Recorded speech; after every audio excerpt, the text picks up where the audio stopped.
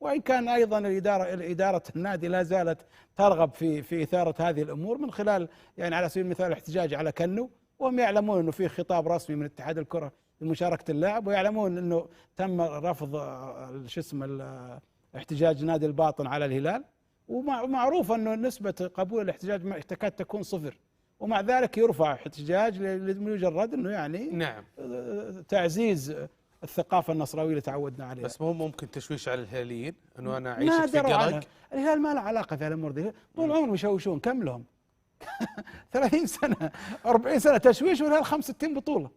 وش أكثر من التشويش اللي صار في نصف نهائي كأس آسيا؟